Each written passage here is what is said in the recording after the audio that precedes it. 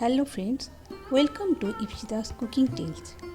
আজকে আমি তোমাদের জন্য নিয়ে এসেছি চানা বা ছোলা চানা মশালার একটা ভেজ রেসিপি, অর্থাৎ পেঁয়াজ রসুন ছাড়া কী করে বানানো যায়। তাহলে চলো শিখে নিই পুজোর দিনে বানানো যায় কেমন করে এই চানা মশালা।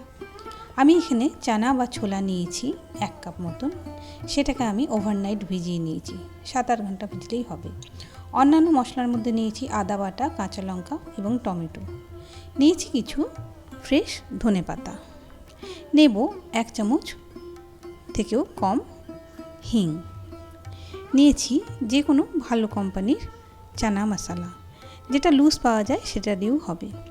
এছাড়া নিয়েছি 1 চামচ জিরে, আর নিয়েছি শুকনো মশলার মধ্যে বা ড্রাই মশলার মধ্যে হলুদ, কাশ্মীরি মির্চ এবং ধনে গুঁড়ো। নিয়েছি সাদা তেল রান্নার জন্য, লবণ লাগবে স্বাদ মতন। এবারে প্রথমে আমি চানাগুলোকে তেজপাতা, দারচিনি, এলাচ দিয়ে 4টে সিটি দিয়ে সিদ্ধ করে নিয়েছি।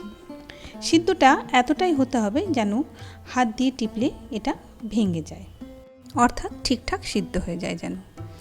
এবারে কড়াইয়ের মধ্যে নিয়ে নিচ্ছি 2 থেকে 3 টেবিল চামচ রিফাইন অয়েল। রিফাইন অয়েলটা গরম হলে এর মধ্যে দিয়ে দিচ্ছি দারচিনি, এলাচ এবং লবঙ্গের একটা ফোড়ন, দিয়ে দিচ্ছি 1 চামচ জিরে, আর দিচ্ছি সামান্য হিং, মানে 8 চামচেরও কম হিং দিয়ে দিচ্ছি।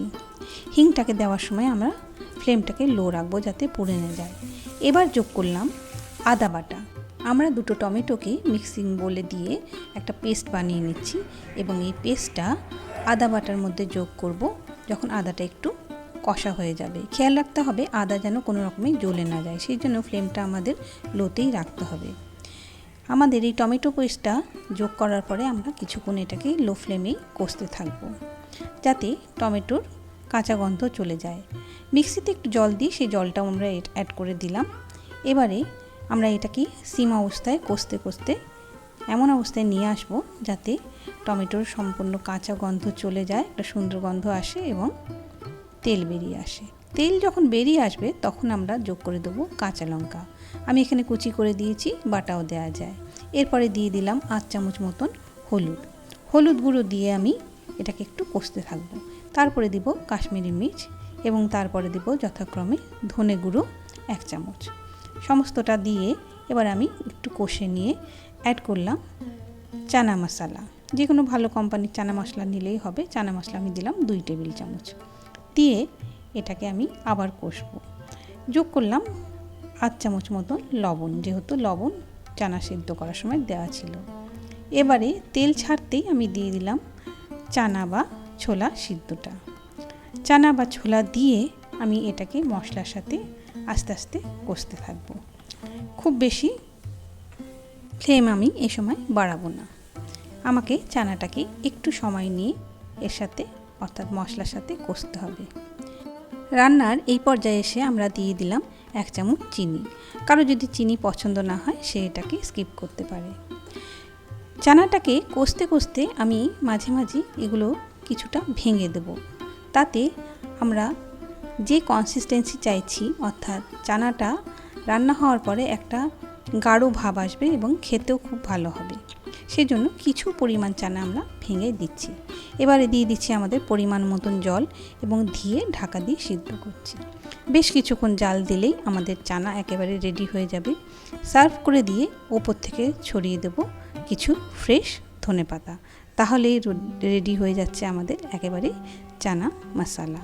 সম্পূর্ণ নিরামিষ এই চানা মশালা আপনাদের আশা করি খুব ভালো লাগবে। বাড়িতে বানাবেন। পুজোর দিনে একটা তরকারি বা ছানার তরকারি এই ধরনের কিছু লাগে, তাহলে আমরা লুচির সাথে এই চানা মশালা বানিয়ে নিতেই পারি। শুধু পুজো নয়, বাড়িতে যদি কোনো গেস্ট আসে তাদের জন্য আমি গরম গরম লুচির সাথে এই চানা মশালা সার্ভ করতে পারি। আশা করি আমার এই চানা মশলার রেসিপি আপনাদের ভালো লেগেছে। আমি যেভাবে করেছি সেভাবে আপনারা নিশ্চয়ই বাড়িতে ট্রাই করবেন। আশা করি চানা মশলার এই রান্নার পদ্ধতিটা আপনাদের পছন্দ হয়েছে। যদি পছন্দ হয় অবশ্যই করে লাইক করবেন, শেয়ার করবেন সবার সাথে এবং সাবস্ক্রাইব তো করবেনই। এবং অবশ্যই করে বেল বাটনটা প্রেস করে দেবেন। আমার চ্যানেলকে সাপোর্ট করার জন্য এবং শুরু থেকে শেষ অবধি দেখার জন্য আপনাদের অসংখ্য ধন্যবাদ।